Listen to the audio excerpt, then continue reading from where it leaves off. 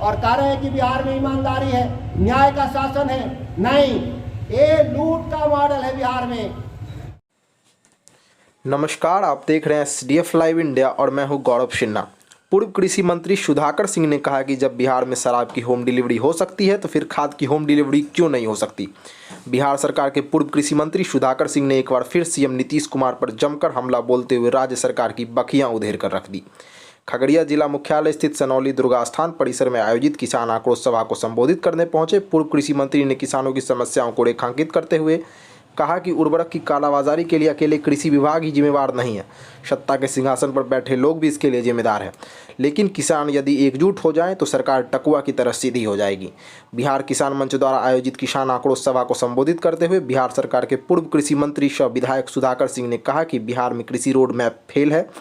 बिहार में जब शराब की होम डिलीवरी हो सकती है तो फिर उर्वरक और बीज की होम डिलीवरी आखिर क्यों नहीं हो सकती है। खाद की कालाबाजारी को लेकर पूर्व मंत्री ने कहा कि कालाबाजारी बंद हो सके इसके लिए सरकार को कारगर कदम उठाना चाहिए। लेकिन बिहार से उर्वरक की खेप नेपाल, बांग्लादेश और भूटान आदि जा रही है। इन सीमाओं पर बिहार सरकार की कृषि विभाग सबसे ज़्यादा रेल रैक भेज रही है। उर्वरक की कृत्रिम किल्लत पैदा कर कालाबाजारी की जा रही है। हालांकि उन्होंने मोदी सरकार पर भी हमला बोला। सुधाकर सिंह ने सरकार को घेरते हुए कहा कि सिंचाई की समुचित व्यवस्था नहीं होने से बिहार के किसानों को पंप सेट पर आज भी निर्भर रहना पड़ रहा है, जबकि बिहार में पानी की कमी नहीं है। इतना ही नहीं, पानी अभिशाप भी बना हुआ है। सरकार में इच्छा शक्ति की कमी है, जिसके कारण बिहार में बंद पड़े कृषि उद्योग को खोला नहीं गया और ना ही नया लगाया जा रहा है। पूर्व कृषि मंत्री सुधाकर सिंह ने कहा कि बिहार किसान मंच के साथियों, आप संघर्ष करो। जिला कृषि पदाधिकारी के विरुद्ध आप कागजी साक्ष्य दो। मामला सदन में भी उठाऊंगा और सरकार को भी कार्रवाई के लिए लिखूंगा।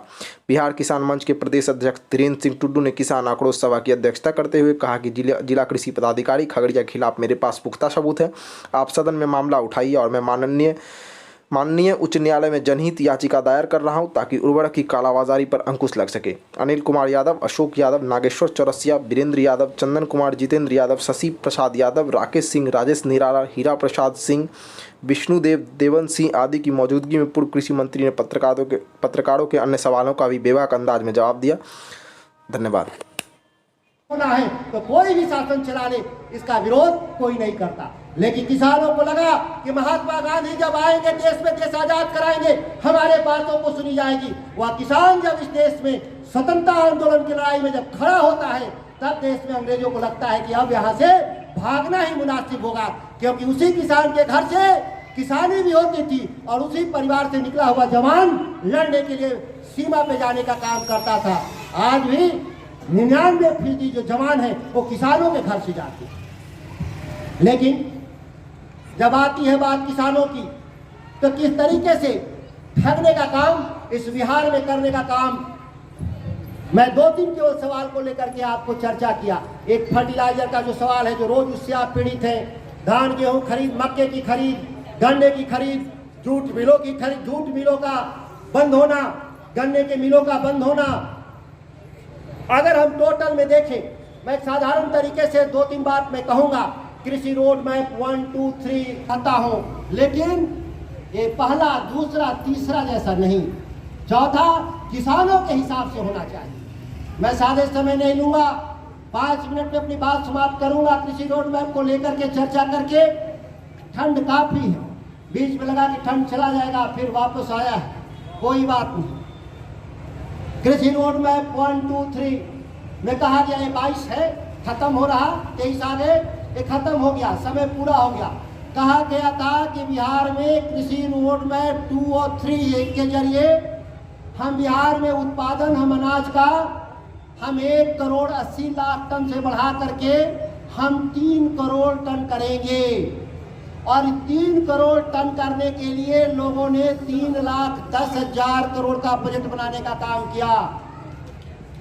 और 10वें साल में मैंने समीक्षा में कहा कि मेरा उत्पादन कितना हुआ है, तो पिछले साल 1 करोड़ 79 लाख उत्पादन हुआ। मतलब पिछले 10 साल में 1 लाख क्विंटल घट गया। आप तो बढ़ाने की बात कर रहे थे ना, 1,80 से 3 तक पहुंचाने की बात थी, और हुआ क्या, 1 लाख टन उल्टे घट गया। यही तो मेरा सवाल था। इस पे नाराज होने की क्या जरूरत है? किसी को नाराज होने की क्या जरूरत है? या तो सही सही जवाब दे दो या कह दो कि है ये हमसे नहीं हो पाया, हम आगे ठीक कर देंगे, ये दो ही बात होती है। लेकिन बड़े नाराजगी भाव से कहा गया बिहार में बहुत बदलाव हुआ है। तो मैंने वही तो पूछा था कि बदलाव कहाँ है। अगर किसी क्षेत्र में कोई बदलाव हो तो मुझे दिखा दो भाई। सरकारी आंकड़े, आंकड़ों की भी खेती जो है ना वो अद्भुत होती है, अजीब होती है। लोगों को पता ही नहीं चलता कि जो कहा जा रहा है वो हुआ कि नहीं। लेकिन हम आंकड़े की खेती में ही मैंने कहा कि हमको दिखा दो, हम मान जाएंगे नहीं।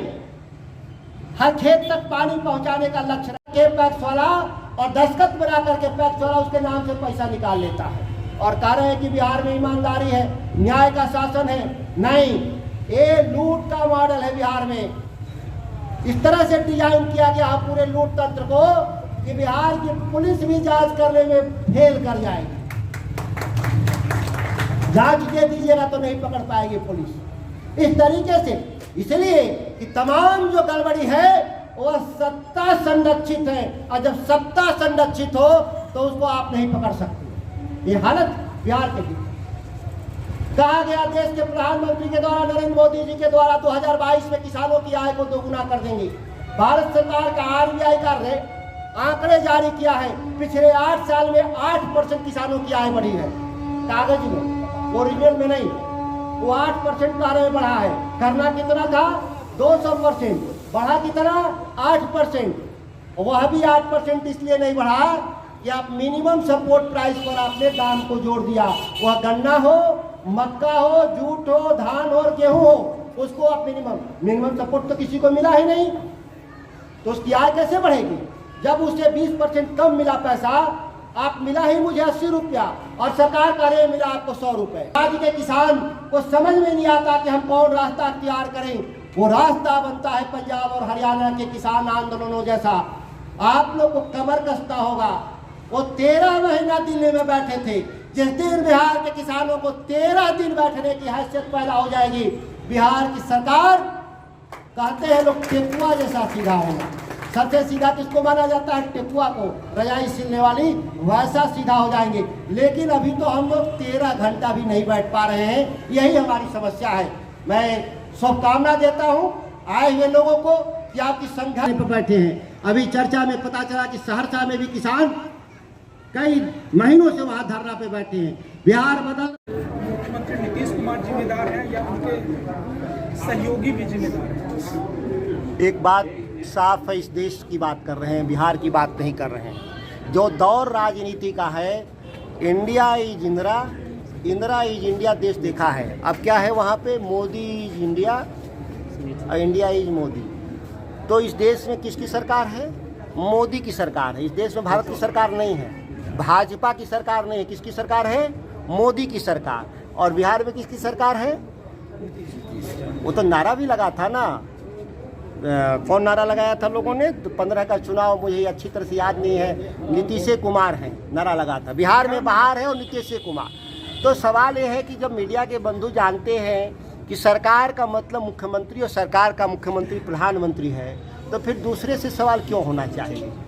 क्योंकि उसी नाम पे वोट भी पड़ता है, उसी नाम पे चुनाव भी लड़ते हैं लोग, उसी नाम पे चुनाव भी जीतते हैं। तो सवाल सीधे सीधे राज्य के प्रमुख, वो बिहार हो, यूपी हो या दिल्ली हो, तो सवाल तो मुख्यमंत्री नीतीश कुमार से है, बाकी किसी से नहीं है। चंद्रशेखर जी को लेकर के पूरा बवाल मचा हुआ है, क्या लगता है उनको इस्तीफा देना चाहिए या फिर माफ़ी मांगना चाहिए? चंद्रशेखर जी प्रोफेसर हैं, हम लोगों से ज़्यादा पढ़े लिखे हैं और प्रोफेसर हैं। वो मंत्री तो बाद में बने हैं और उनकी विद्वत्ता पर हम लोगों को किसी को कोई शक नहीं है। और पार्टी के अधिकृत हमारे तेजस्वी जी ने बयान दे दिया और श्री जगदानंद सिंह ने बयान दे दिया कि वो ठीक है, तो मैं मानता हूं कि पार्टी जो कह रही है वही ठीक है। व्यक्तिगत आप उनके बयान से इत्तेफाक रखते हैं? मेरा राजनीति में व्यक्तिगत, मैंने कहा धर्म इति धारते, धर्म धारण करने का विषय है। और जब धर्म व्यक्तिगत है, धर्म धारण मतलब धर्म व्यक्तिगत है, तो इस पर सार्वजनिक रूप से मैं कैसे टिप्पणी करूं? धर्म में जिसको मैं मानता हूं वो हमारा धर्म, कोई ज़रूरी नहीं है कि मेरा पड़ोसी भी उसी को मानता हो। इसीलिए धर्म को राजनीति से बाहर रखें तो बढ़िया है। विमर्श से बाहर, राजनीतिक विमर्श से बाहर रखिएगा तो देश तरक्की करेगा। धर्म तो केवल संविधान है ना देश में, और संविधान कहता है कि भारत का संविधान धर्मनिरपेक्ष है, तो जिसको जो मानना है मान ले। हम लोग कभी भी कहते हैं बहुत सारे आस्तिक भी हैं और बहुत सारे नास्तिक भी हैं, तो क्या नास्तिकों को भारत में रहने का अधिकार नहीं है क्या? निश्चित तौर पे अधिकार है। एक से एक नास्तिकों का आपको नाम हम गिना देंगे। लेकिन आप जनप्रतिनिधि हैं, भावना का तो ख्याल रखेंगे। मैं किसानों की भावना को ख्याल रखता हूँ, नौजवानों की भावनाओं का ख्याल रखता हूँ, व्यापारियों की भावनाओं का ख्याल रखता हूँ। हम उनके निजी भावनाओं का ध्यान रखने के लिए नहीं बने हैं। हर व्यक्ति की निजी भावना है और